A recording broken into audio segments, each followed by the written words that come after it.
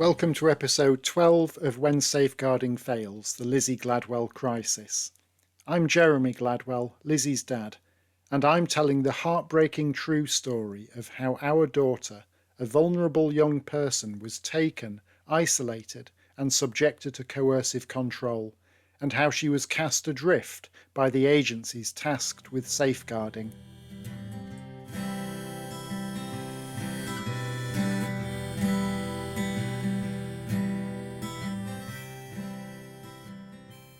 Warning, this episode contains strong language. Tuesday, 12th of December 2023, 13 days until Christmas. Lizzie had arranged with her godmother to have dinner with them at McDonald's. Lizzie had been really looking forward to it. She had a very strong bond with the two children aged 4 and 8. In the planning, Lizzie had asked more than once if she could go back to their house for a while afterwards. She seemed very keen to do so. Then suddenly on the day itself, Lizzie cancelled it. She told her godmother that she was now busy. Deeply suspicious. Thursday, 14th of December 2023, 11 days until Christmas. On Lizzie's phone I was blocked, then unblocked, then blocked. There was no reason for her to block me. Jane sent Lizzie a message asking, "Why has Daddy been blocked again?"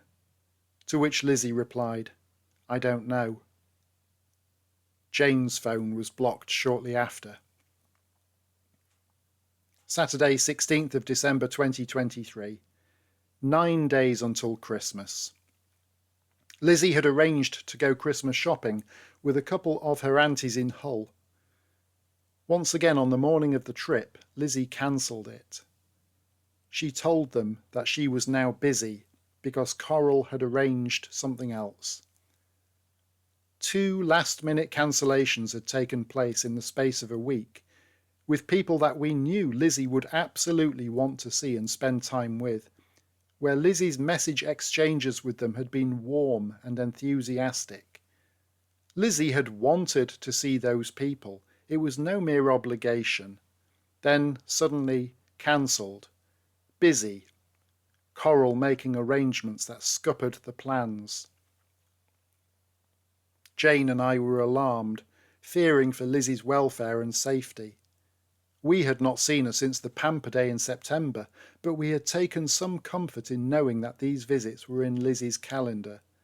At least she had a chance to reconnect with loved ones in her family and support circle. But suddenly, both trips were cancelled. Lizzie had not been seen for months. How was she? Was she hurt? Injured? Was she even alive? My patience ran out. We had waited, trusted, watched and prayed. Now, with just over a week until Christmas, it was time to take a more direct approach. I needed to do something. "I'm going over there," I told Jane. "I want to see Lizzie." There was no way of arranging anything or letting Lizzie know, of course, because we were blocked on every front. I would turn up, ask to see her, and take it from there. At 12:30 p.m. I knocked on the door of the Wilson Clark house. Coral's husband, Nick, opened the door. I said, "Can I see my daughter, please?" Nick muttered something, closed the door, locked it, and went off. I stood anxiously waiting. Was Nick actually going to tell Lizzie that I was at the door? I just wanted to see my daughter. Several minutes later, Lizzie came to the door in her pyjamas and dressing gown. My heart lifted. I smiled at her. We shared a hug. "I want to go for a walk with you," I said. "I need to go and get dressed first," she replied. "All right, go and get dressed and we'll go for a walk, okay?" Lizzie smiled and nodded. I asked her if she'd had lunch yet. She hadn't, so I said we'd find somewhere for lunch. "Okay," said Lizzie, and went off. The waiting began. I stood there, a knot tightening in my stomach. Time dragged. Lewis appeared on the other side of the door briefly just to lock it, taking the keys with him. No word. Minutes ticked by. Would I actually be seeing Lizzie, or was she now unable to leave? I looked at the disarray around me, the front yard littered with mattresses, broken furniture, lengths of foam, cardboard boxes, black bags of rubbish. It was a mess, much like this awful situation. Was Coral actually at home at all? I suspected not. Time passed. 5 minutes. 10 minutes. I moved away from the front door and looked up to the upper windows. Both windows were dark, covered with heavy blackout fabric. Oppressive. What was being hidden, concealed? As more time passed, my heart began to sink. 15 minutes. Finally, after what seemed like an eternity, dogs started barking, voices could be heard. Through the frosted glass of the front door, the panes that weren't covered with plywood at least, I could see Lizzie and Lewis. He was talking earnestly to her, exchanging final words. The door opened. Lizzie emerged, Lewis right behind her. "Where shall we go for lunch? Where's good?" I asked Lizzie. Before she could reply, Lewis instructed me, "Be back soon, we're going out today." "Lizzie can make her own choices," I answered calmly. Unmoved, Lewis insisted that she be back soon. Lizzie and I set off. It was mid-December, but she had left the house without a coat. Was that a deliberate ploy to encourage her to return swiftly? Fortunately, I'd got a coat in the car, so I gave that to her. Away from the aura of the house, we paused, and I gave my girl a great big hug, lifting her right off the ground. We laughed as we hugged, Lizzie kicking her legs playfully. 2-year-old, I said. Despite everything, all the pain, confusion and interference, we were still daddy and daughter. I didn't want to let go of her. But I did. I wish I hadn't. We walked towards town. I said we would keep going until we found somewhere suitable for lunch, like a cafe. "What's your view on that?" I asked. "Sure," she said. "Sure, you and Daddy?" "Yeah." "Okay." We strolled and we chatted. I asked about the recent sudden cancellations. The Christmas shopping trip. Coral had vetoed it, telling Lizzie that something else was now arranged, and she could always visit members of her family later on, whenever later on might be. Months? Years? The planned visit to see her godmother. Yes, Lizzie had been really looking forward to it, but she hadn't actually broached the subject with Coral. And rather than do that, Lizzie cancelled the visit on the day itself. We carried on walking, engaging in small talk about people Lizzie knew or about the shops we were passing. I mentioned places to eat, and we agreed that we were heading towards the cafe at Asda. But conversation soon became difficult because Lizzie's phone started buzzing with messages. As we strolled, she was responding to the incoming texts, distracted. She was with me, but she was not with me. "Could you do me a favour, sweetie?" I said. "I've not seen you for months. Could you put your phone away for the moment, please?" "I can't," Lizzie replied, sending a message. I figured I would just have to bide my time. We would have the opportunity to chat more freely over lunch, I thought, so I didn't push the point. We needed to cross the road to reach Asda. It was a busy junction with crossing points. Ensuring Lizzie was paying attention to the traffic, we crossed the road and I headed right towards Asda.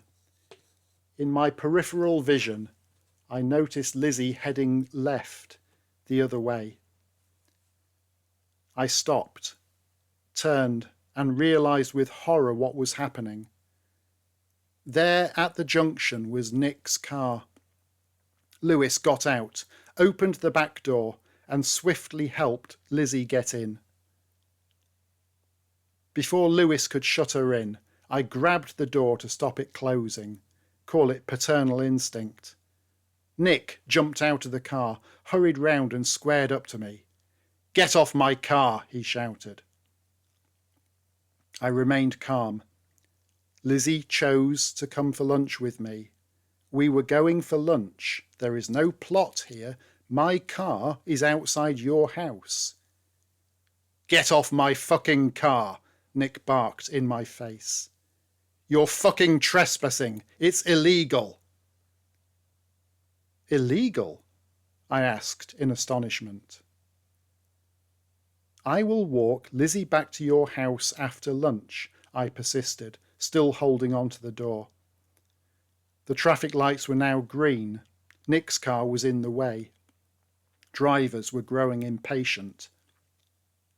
"Lizzie and I are going for lunch," I repeated. Lizzie said nothing, expressionless. Lewis joined in the debate. "She doesn't want to," he said. "She asked us to come and pick her up. You don't want to, do you, Lizzie?" Lizzie kept her eyes fixed forward, not looking at anyone. She shook her head. "What's the plan for us being allowed to see our daughter over Christmas?" I asked. "You're not going to see her without a social worker," Lewis sneered. By this stage, some of the drivers in the growing queue were expressing their impatience. Nick ordered me to let go of the door. It was clear we weren't getting anywhere here. I made a last-ditch effort and spoke directly to Lizzie. "Lizzie, last chance. Just you and me, Daddy and daughter. We will go to Asda, have lunch, and then I'll walk you back to the house. You know I will." Lizzie sat alone in the back seat of the car and shook her head sadly. So I released the door. Lewis closed the back door and jumped into the front passenger seat. For the second time, I watched as that family drove off with my daughter. Can you imagine what that's like to see it happen once? Can you imagine what it's like to see it happen twice?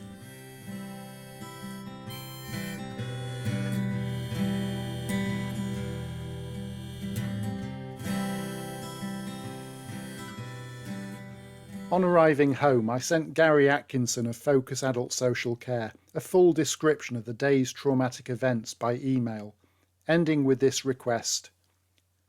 Lewis said that we were not going to be able to see Lizzie without a social worker. We therefore wish to pursue that avenue and ask how that might be arranged at the earliest opportunity. And what was Gary's response to that email? Silence. The swoop happened on Saturday 16th of December. By the following Thursday, the 21st, a mere 4 days before Christmas Day, we had still heard absolutely nothing from Gary. I rang his number, not sure if he would be at work this close to Christmas, but he was. As soon as the call ended, I captured the key points of the exchange in my journal because I was so taken aback by his response. This is what I wrote. Journal entry, Thursday 21st of December 2023. I had a telephone conversation with Gary Atkinson. I asked if he had any view on the question I'd asked about Lewis's assertion that we would only be allowed to see Lizzie with a social worker present. Gary told me that Lizzie doesn't have a social worker assigned to her, so that is not a possibility. Gary said that he is not her social worker as such. What with Lizzie being an adult, it's different. He is still investigating, considering, deliberating, reviewing. Whereas before he'd suggested things were at a sensitive stage, today he gave the impression that he had accepted the narrative of the Wilson-Clark family. I asked him what his opinion was about what happened on Saturday, where Lizzie had willingly come along with me to go for lunch, but had then been intercepted and snatched. Gary casually dismissed my first-hand experience and deep emotional pain as irrelevant. You have your views on what happened, he said. I have my views on what happened. And other people have their own views. I've discussed it with my colleagues. You say it was inappropriate and untoward. Other people are not so certain. But none of this is normal, I protested. How was I supposed to arrange to see my daughter when the Wilson-Clark family are blocking us on Lizzie's phone? Gary said that he had seen Lizzie using her phone, and she seemed confident with it. Lizzie can use a phone, of course she can. She's young and has grown up with technology. She has had a text phone, a smartphone, a tablet and a laptop. We have not kept her from technology.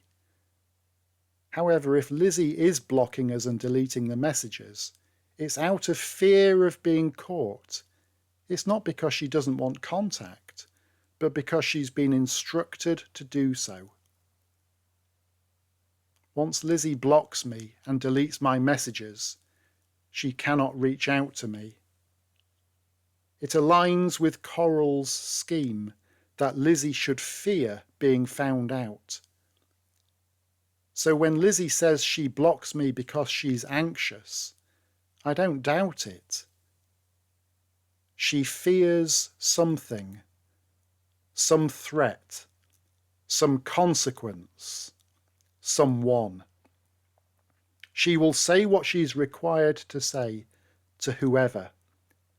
Lizzie is so under their control that she's lost sight of what's true and what isn't. There's an ingrained narrative about how awful her home life was, how wicked we were, and how the saintly Wilson-Clark family rescued her from her overbearing parents.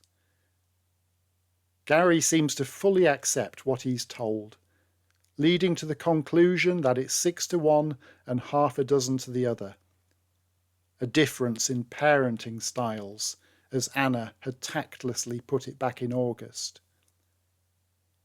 That's the Wilson-Clark family's plan. Throw in as many lies and diversions as possible, so the official agencies won't know who to believe. I suggested to Gary that he lacked the context to judge. He didn't know Lizzie or her family life. Gary disagreed, claiming that he understood all he needed to from reading Lizzie's EHCP and her FASD diagnosis report. Yet he knows nothing about her family's dynamics, relationships or support. I was baffled that none of the agencies showed interest in learning about Lizzie from those closely involved. Why do they unquestioningly accept what Lizzie says without professional curiosity? Why are they reluctant to meet with her true family who raised Lizzie and love her? It seems our input is ignored, while everything Lizzie says is accepted as truth. Did Gary not understand coercive control? Patience is a virtue, they say. How much bloody patience is needed? Dear God, we have been patient, but there comes a point when you realise you're simply deluding yourself. Lizzie was taken from us almost 5 months ago. Witnessing the control and cruelty inflicted upon our daughter, 5 months is an eternity. Psalm 17 begins, "Hear me, Lord, my plea is just. Listen to my cry. Hear my prayer. It does not rise from deceitful lips. Let my vindication come from you. May your eyes see what is right." If this is not resolved by Christmas, I don't know where we go from there. What's happening, Lord? Give me some crumb of comfort or encouragement. All the signals indicate more pain, more misery, more torment, more goading, more apathy, more disbelief, more suspicion of us and what we must have done to deserve this. This cannot continue much longer with my faith intact. There are tears that want to flow. They are welling up, and all it will take is the right trigger to release them. We can't do anything. We can't reach Lizzie. She can't contact us. Christmas is drawing nearer. For God's sake, at Christmas, can we not speak to our own daughter? Is Coral really going to be so cruel and callous that we will not be allowed to see our girl at all? Is she truly that nasty and vindictive?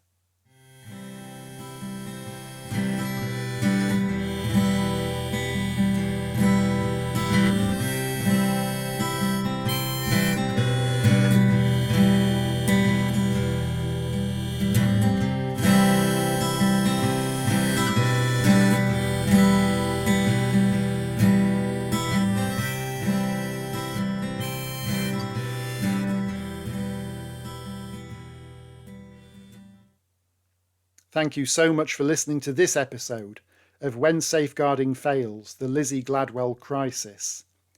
If you found it moving or helpful, or if you think our story could help others, then please like, share, or simply tell others about it. Thank you again, and join me for the next episode.